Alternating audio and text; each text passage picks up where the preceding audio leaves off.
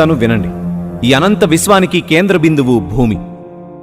దేవుడు దీన్నే కేంద్రంగా ఎందుకు పెట్టాడు అంటే, ఆయన ఎంతగానో ప్రేమించినా మనం ఇక్కడున్నాం కాబట్టి.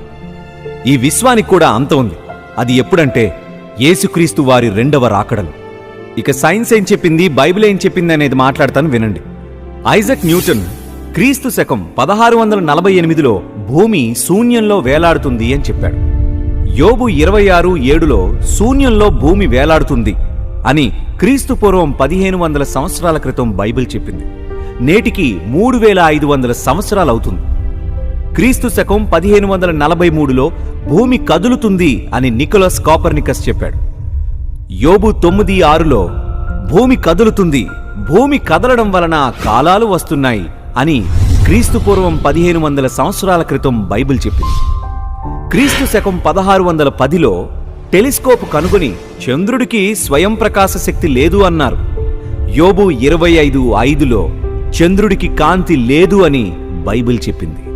పెట్రోలియం, పెట్రో అంటే బండ, అలియం అంటే నూనె. ఆ విషయాన్ని మొన్న మనిషి కనిపెట్టాడు. దేవుడు ఎప్పుడో చెప్పాడు. క్రీస్తు పూర్వం 1500 సంవత్సరాల క్రితమే. ద్వితీయోపదేశ కాండం 33:13, 33:19.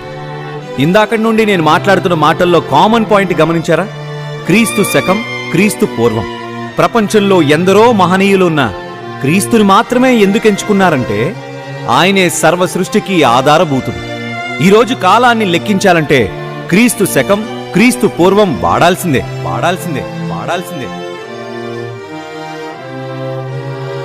ఇక మీ సైన్స్ ఫెయిల్యూర్స్ మాట్లాడతాను వినండిరా.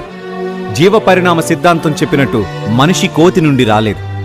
మనుషులందరికీ తల్లి ఒక్కతే అని మైటోకాండ్రియల్ DNA టెస్ట్ ద్వారా ఇప్పుడు చెప్తున్నారు. జీవం కల ప్రతివానికి తల్లి అవ్వ అని బైబిల్ ఎప్పుడో చెప్పింది.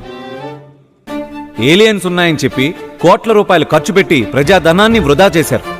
ఏలియన్స్ లేవు అని బైబిల్లో దేవుడు ఎప్పుడో చెప్పాడు. మనుషుల ఆయుష్కాలాన్ని పెంచుతామని హ్యూమన్ జీనోమ్ ప్రాజెక్ట్ చేశారు. అది ఫెయిల్. మొదటి మనిషికి దేవుడు సుమారు 1000 సంవత్సరాలు బ్రతకమనిచ్చాడు. కాలక్రమేణా అది కాస్త 60 నుండి 70 ఏళ్ల కుదించాడు. గట్టిగా మాట్లాడితే రేపేం సంభవించినో మీకు తెలీదు అన్నాడు. ఇలా చెప్పుకుంటూ పోతే మీ సైన్స్ ఫెయిల్యూర్స్ చాలా ఉన్నాయి. నాకు చాలా బాధ కలిగించే విషయం ఏంటంటే, దేవుని కణాన్ని పట్టుకుంటామని ప్రయోగాలు చేస్తున్నారు. దేవుని కణం ఎక్కడుంటుందిరా? నీలోనూ నాలోనూ ఉంటుంది. సైన్స్ అండ్ టెక్నాలజీ తప్పని నేను చెప్పడం లేదురా. మనిషికి అవసరమైన విషయాలన్నీ దేవుడు బైబిల్లో రాశాడని చెప్తున్నాను. ఇది ఒక్కటి చదివితే ఈరోజు ప్రజాధనం వృధా కాకుండా కొద్దిమంది